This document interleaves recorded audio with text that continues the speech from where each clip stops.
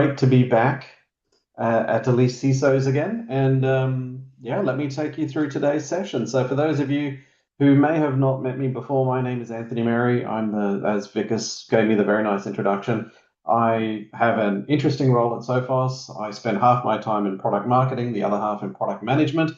And it means I get to help build lots of fantastic products, and then I get to go out and speak to them, which I very thoroughly enjoy. So if you've been to any conference, trade show, or webinar, there's a good chance that the topic of AI has come up. That's why we've done, this is now the third session where we're talking about AI. So this is the third presentation. The first presentation, which we did quite a few months ago now, it was more of a theoretical, high-level educational session on what is AI. We talked about how to create large language models, machine learning, deep learning, neural network models, and I went into how they worked. It's also in this first session, we went over the concept that the data used to train a model is very important. So if you have a large, high-quality data set and you do some good training, that can result in a well-functioning model. If you happen to use poor or insufficient training data, or you've got bad training, that can result in a suboptimal or non-working AI model. So model training is something that you should pay attention to. So that first session was largely theoretical. And how does AI work? How do you build up these type of models? The second presentation focused more on navigating the AI hype.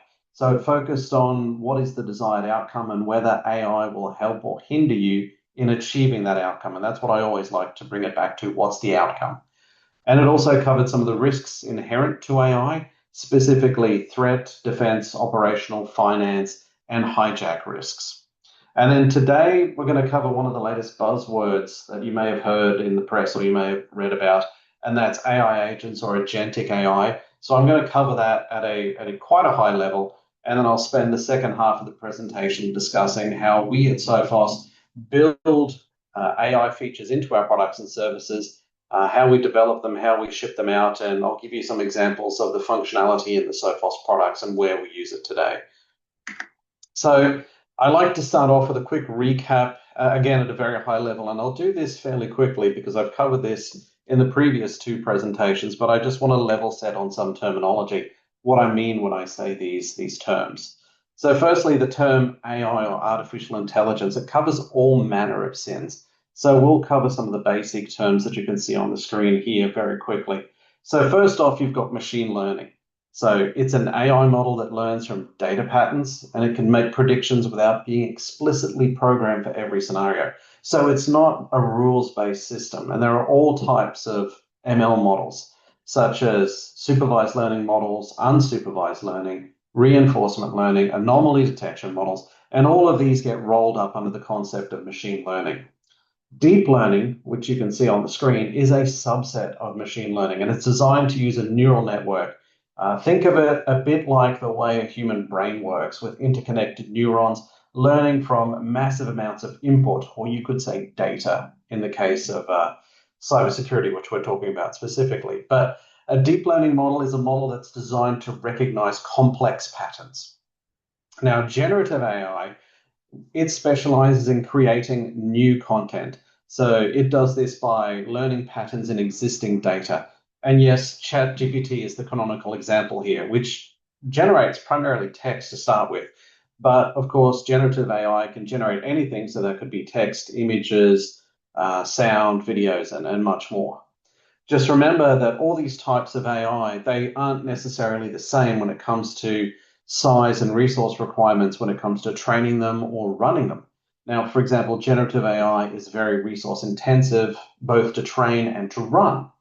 And then machine learning models, they tend to be generally more efficient because they focus on a very specific use case. Therefore, they can generally help solve a larger array of problems, and they're also cheaper to run, cheaper to train, cheaper to operate, especially if you look at it from a resource perspective. So much so that all of these models can run on a mobile phone or run on something with very low power or memory requirements. So that just gives you the size that ranges from the very small up to the very large being generative AI. Now, as I mentioned, a buzzword at the moment, and one that I haven't covered in the previous two sessions, was agentic AI, or AI agents they could be referred to as well. So I'll demystify this topic briefly at a high level, and then I'll take a step back and how we got to this point in the first place, because I think it's important to understand the natural progression and how things have evolved over the past few years. In fact, more than a few years. If you've heard the previous two sessions, you would have heard me say that AI is actually not something that's brand new. It's been around for a long time. So an AI agent is a system that can perceive its environment, it can make decisions, and then it can take action to achieve a specific goal. So they tend to be used to perform either a simple or complex task. And we've reached a point where they can be chained together and work as a community of decision makers. So they're pretty sophisticated. And you can think of an agent a little bit like a digital assistant, but with more autonomy and problem-solving capabilities. It needs to be able to gather and perceive data through various sensors or various types of inputs.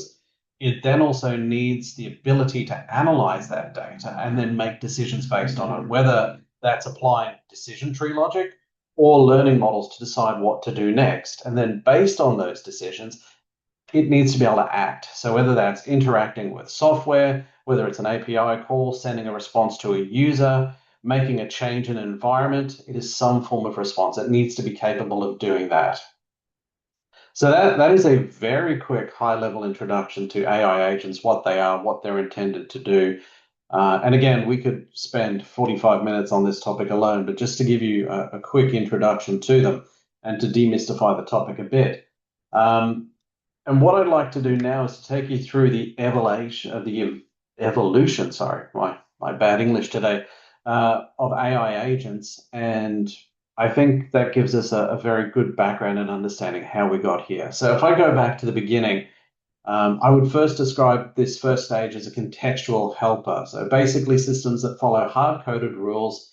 They can make decisions through if-else logic. And one lovely historical example that people tend to love or hate is our good friend Clippy from Microsoft Office. He's a good example of that.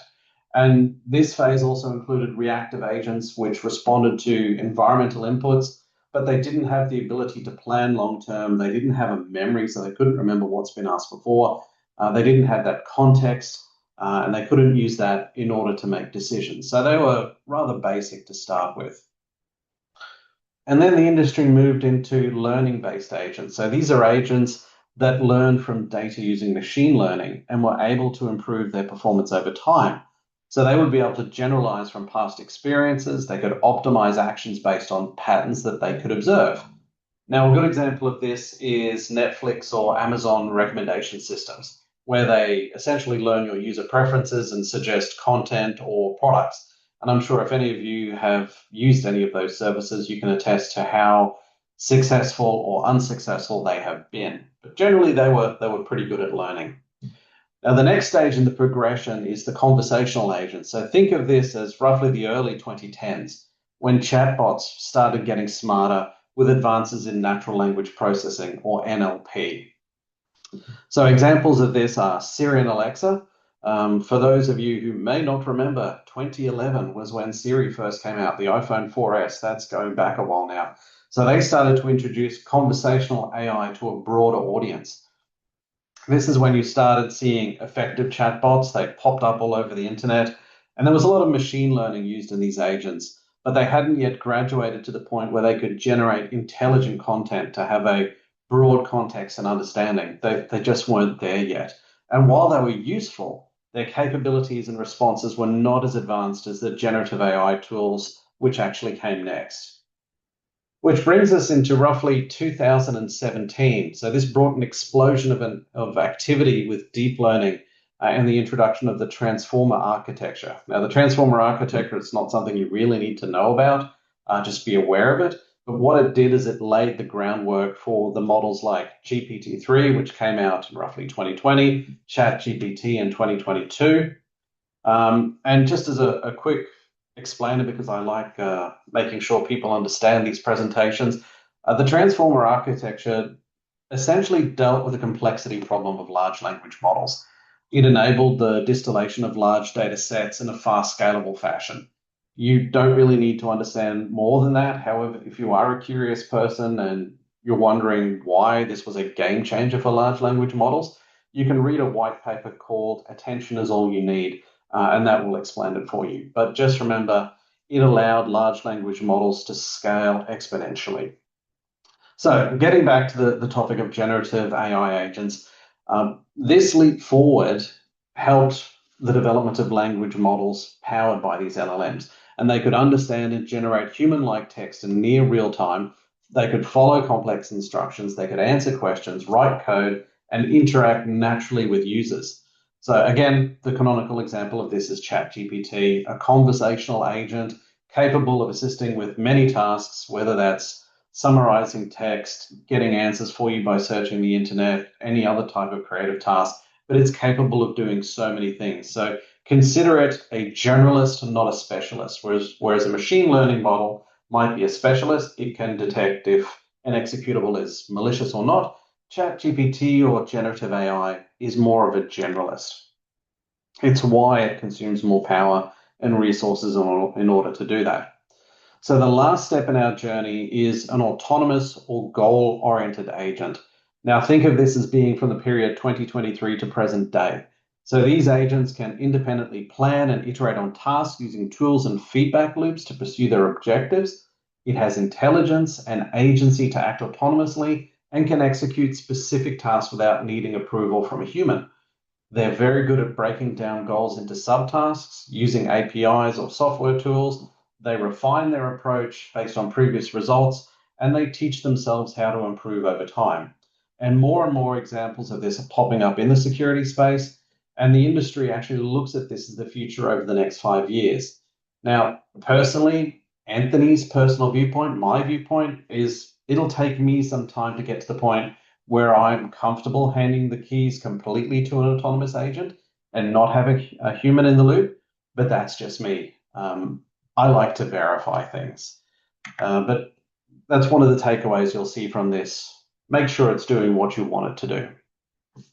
Now, this is where I change tact in the presentation and I start talking about what we do specifically here at Sophos and how we use AI in our products and how we go about developing something from a concept all the way through to when we release that capability in our product and the fact that it's AI powered.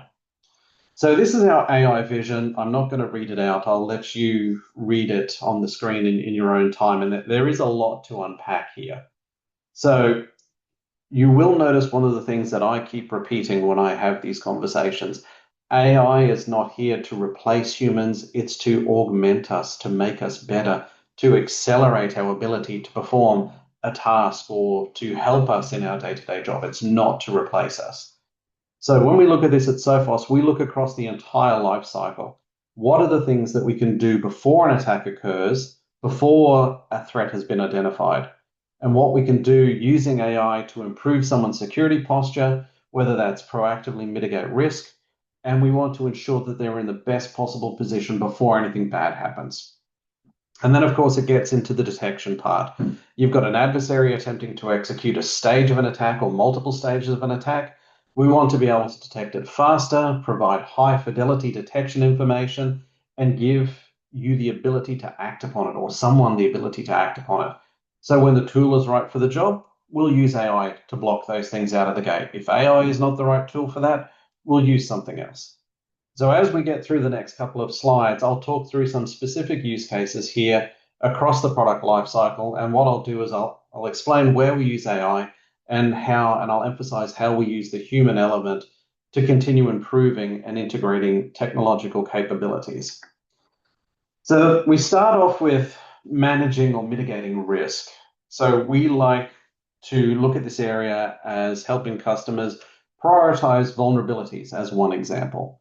This happens to be the Sophos Managed Risk product. It's a service actually where we partner with Tenable, and internally that functionality uses and leverages AI to help predict whether or not a vulnerability will be exploited and how to prioritize that in the customer's environment. With the SecureWorks acquisition, Sophos inherited a number of patents, and one of them was an AI-based approach for prioritizing vulnerabilities from multiple different vendors or sources that will then go to future strengthen the managed risk servicing over time. Now, as I mentioned, managed risk is a service. So a big part of that is the human element that utilizes that AI prioritization. They assess the output and then they work with the customer on what's the best approach. It's about focusing what will move the needle and matter most for the business versus trying to just treat everything equally. And that's the difference between AI prioritizing a list of vulnerabilities, and I'll keep it simple. Here are the top 4. If you address only those 4, your risk will reduce significantly. And that's what AI will spit out. But if a human looks at it, one from the business and one from the managed risk team, hey, if you do A, B, and D, that may take 1 hour to do. And I'm making up numbers at this point. It might take you 1 hour, C might take you 10 hours. So it makes sense to do A, B, D first, and then do C later. But then there are other things which AI may not realize, such as the updates need to be made to a point of sale system, and you only have limited hours where you can take that down. So this is where the human value gets added back in to interpret that information and then help a customer move forward. So blocking threats is the next one, and it's arguably the one that people commonly associate with AI technology. The ability to detect and block something that's new and novel, but still exhibits the behavior of something malicious. So blocking threats is the next line of defense after you've mitigated your vulnerabilities. And we have several capabilities that are critical to our products in this area. Our endpoint product ships with AI models that leverage neural networks to provide better protection, detection, and classification capabilities. For example, we have several models that identify malicious or unwanted files, including executables and various document formats. So the Office formats, PDF, etc. We already have some hands-on keyboard detection technology in the product, but we're bringing out a new hands-on keyboard detection capability which leverages what we call ensemble learning to identify and isolate malicious living off the land activity. So this is an attacker who's gotten into your environment. They're using the executables and the tools that are present on every machine in your environment. What ensemble learning is taking the output from multiple AI models, taking all that together and accepting the consensus and then making a decision based off that. You can consider an example of this. If any of you know about planes, I'm a pilot in my spare time, which is why I like using this example. Planes have multiple redundant systems for navigation and things like that. They have 3, for example. You've got 3 which tell you your location. If 2 agree and 1 disagrees, well, it takes the consensus of the 2, and that's where you are. It's the same concept here, but with detecting a hands-on keyboard attacker. There are other models which, for example, exist in the Sophos firewall and the endpoint that are about protecting web browsing and traffic, whether that happens to be on the endpoint or the firewall. And this next one and the last one I'll cover before I go on to the next slide is with our email product. The techie part of me loves this one. We use a proprietary large language model to identify and convict impersonation behavior. And it's a great example because that's a capability that allows us to understand the sentiment of an email and identify it as an impersonation attempt, irrespective of whether or not the domain is trusted and whether there is malicious content in the mail itself or not. So this is the one I like because I think it's going to help people the most. Or especially people like my parents, who I like protecting. Now, moving on to investigating threats, this is an area where AI makes humans more efficient. So there's a detection. The tool can't act on it, otherwise it would have acted already. So it needs somebody, a human, to evaluate it and determine if a response is required. And here we've taken the advantage of large language models to help provide effective investigation and response capabilities. And we provide these to our MDR analysts, and we provide them to customers as well who use, for example, our XDR product.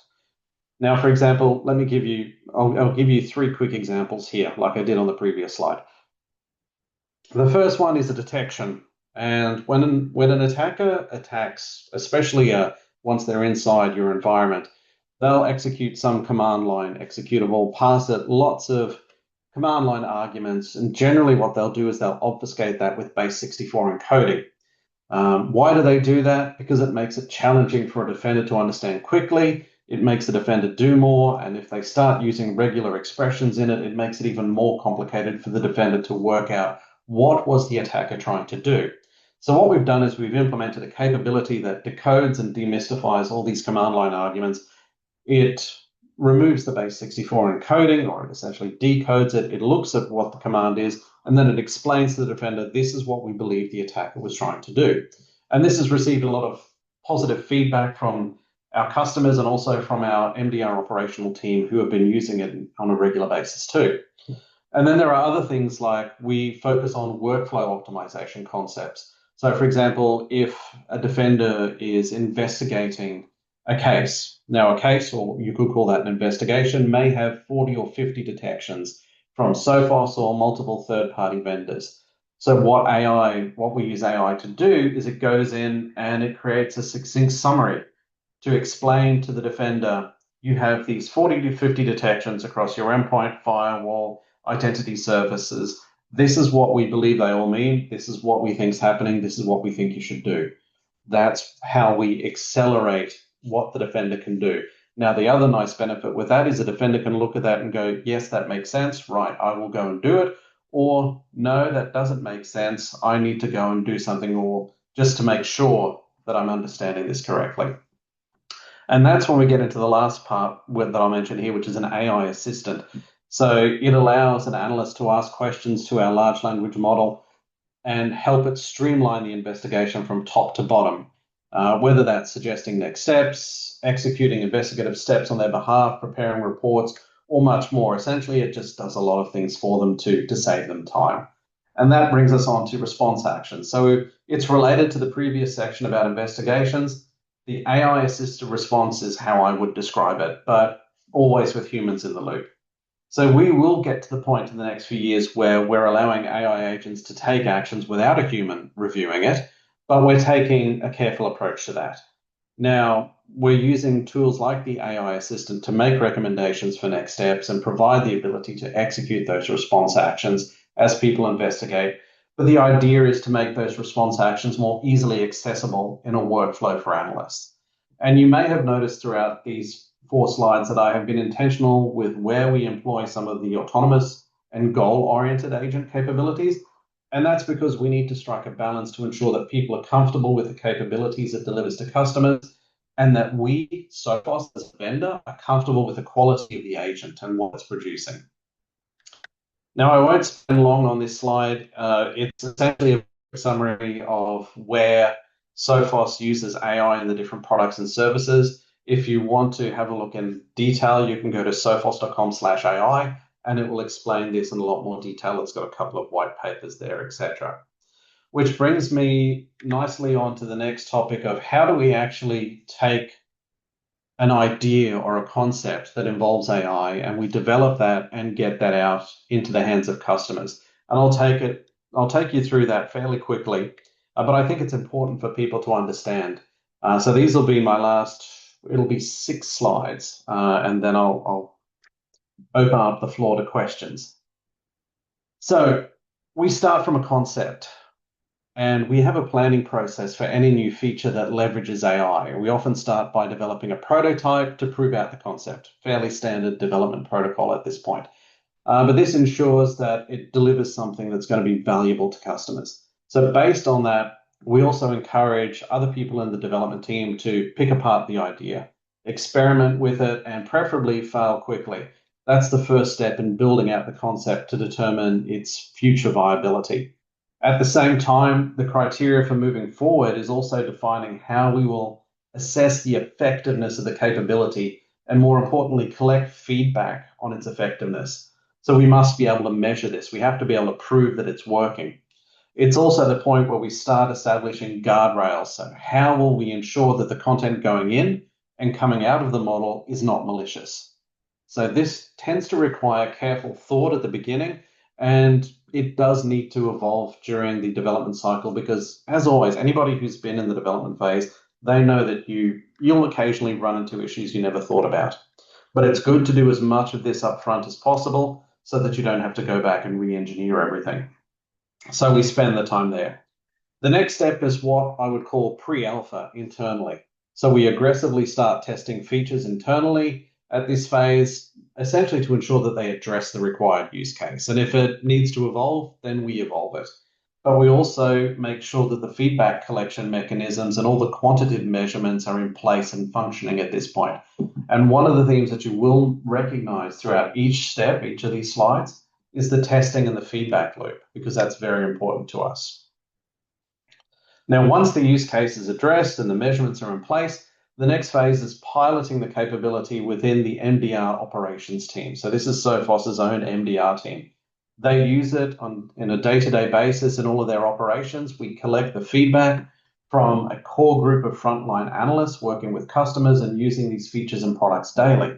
And arguably, this is one of the most significant advantages that we at Sophos has, is we have this group of hundreds of skilled and talented analysts who use these products day in and day out. So we get their honest feedback on that functionality. Is it good? Does it help them? Or is it something that they'll never use again? It's valuable feedback, because if you have a threat analyst who's working in an MDR capacity using it regularly, we know we're onto a winner at that point. And that feedback is then used to inform how we iterate on a feature before it reaches a customer. The next point, once we've incorporated all the feedback from the MDR operations team, is we move into what I would call early access. So a subset of customers can opt in and gain access to new features, and their feedback then informs us of any improvements that we need to make. Does it address their use cases? Does it deliver the use case that we originally set out to achieve? Yes or no? Was there something wrong with it? Wow, they're very happy with it. Is this something that they could use regularly? We're looking for that feedback. And from there, it then goes on to be released to a larger beta audience at this stage. So this gives us more extensive testing and usability validation, and allows us to ensure that the technology is also scalable, and it also needs to scale how it needs to scale. And again, we collect more feedback, we measure, we iterate, we make more improvements based on it. And then we move on, to the last stage, which is the full release. So we need to go through all these previous steps before we get to a full release. So the challenge that this presents is, how do you do all of these things while staying ahead of an adversary? That's the challenge that we as a vendor have. And that's why we enable teams internally within the engineering organization to move quickly, to experiment, to make changes. If they fail, but that's fine. And then if it's working, we iterate, we move on to the next stage. We focus on quickly going through all these phases, but also ensuring that we don't cut corners, because it's important to balance that as a business, because we can't cut corners when it comes to any of this. And what we've done at Sophos that's been helpful is establishing a corporate AI steering group. And this comes from our CEO downwards. And what this group does is help us set standards for how we're going to use AI, what is acceptable use and what's not acceptable use. And I always like finishing up presentations with some recommendations or a final thought.